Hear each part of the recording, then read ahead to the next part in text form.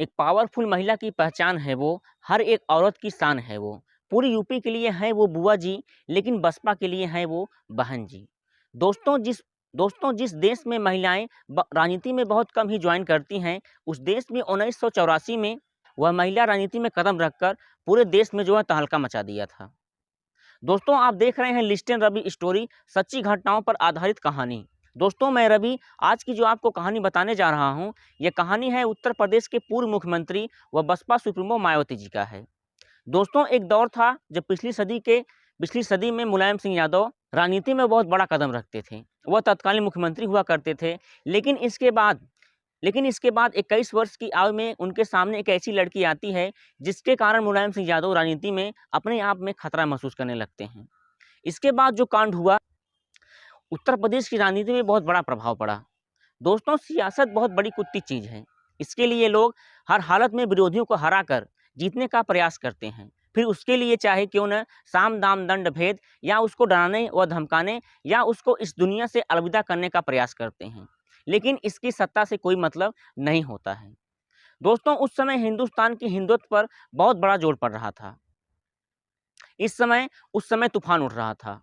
6 दिसंबर 1992 को बाबरी मस्जिद के विध्वंस होने के बाद बीजेपी को लग रहा था कि विधानसभा के चुनाव में सभी विरोधियों को वह पटकनी देगी। इसके बाद आगे मुलायम सिंह यादव ने जनसत्ता दल से अलग होकर समाजवादी पार्टी का गठन किया, क्योंकि 1993 में विधानसभा का चुनाव होने वाला था।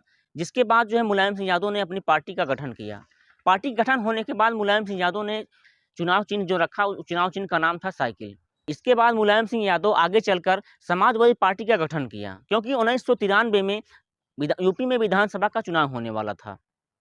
दलितों का जो वोट बैंक था वह काशीराम के पास था, क्योंकि काशीराम भी उत्तर प्रदेश की राजनीति में अपने आप में एक बहुत बड़ा महत्व रखते थे। लेकिन ये दोनों जो है बीजेपी के आगे जो है जीतना जो है इनके आगे असंभव था। इसीलिए जो है मुलायम सिंह यादव और कांशीराम ने एक साथ चुनाव लड़ने की प्रेरणा बनाई। वहीं बीजेपी की जो पार्टी थी, बीजेपी के जो समर्थक थे, वह जय श्री राम के नारों से वो आगे बढ़ रहे थे। इसके बाद कांशीराम और मुलायम सिंह यादव की जो नारे थे, मिले मुलायम काशीराम, हवा में उड़ गए जय श्री राम। समाजवादी पार्टी 254 सीटों पर चुनाव लड़ रही थी, जिसमें से जो है उन्हें 167 जो है सीटें मिली थी। वहीं कांशीराम को जो है वह 154 सीटों पर चुनाव लड़ रहे थे, जिनमें उन्हें 67 सीटें मिली थी। जीतने के बाद दोनों जो है आपस में मिलकर एक गठबंधन की सरकार बनाई। मायावती और मुलायम सिंह यादव ने आगे चलकर एक गठबंधन की सरकार बनाई। गठबंधन की सरकार जो थी वह बहुत बढ़िया चल रही थी, लेकिन इसके कुछ महीने बाद उन दोनों में जो है कुछ कड़वाहट पैदा होने लगी। 6 जून 1995 को मुलायम सिंह यादव को डर होने लगा कि कहीं मायावती ने अपना समर्थन वापस ले लिया तो मेरी सरकार गिर सकती है। इसके लिए जो मुलायम सिंह यादव जो है कांशीराम से मिलने के लिए गए, लेकिन कांशीराम ने मुलायम सिंह यादव से मिलने के इनकार कर दिया।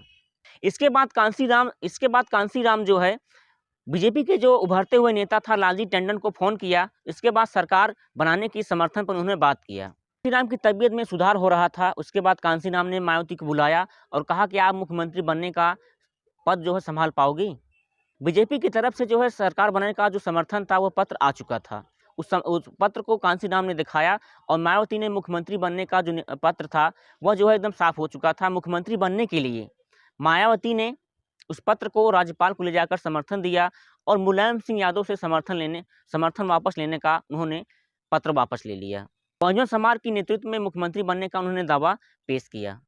इसके बाद मायावती ने लखनऊ के गेस्ट हाउस में उन्होंने जो विधायकों के साथ अपनी मीटिंग रख रही थी, साथ ही साथ वो जो है प्रेस कॉन्फ्रेंस कर रही थी।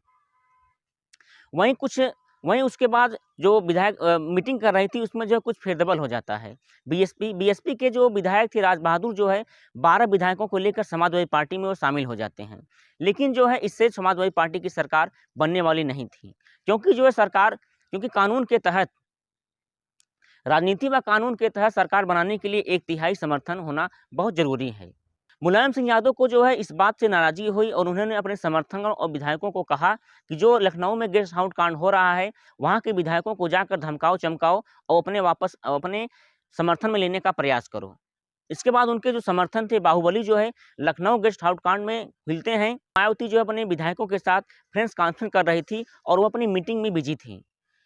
उनके समर्थन जो है लखनऊ गेस्ट हाउस कांड में हिलते हैं। हिलने के बाद जो है अंदर से गेट को बंद कर देते हैं।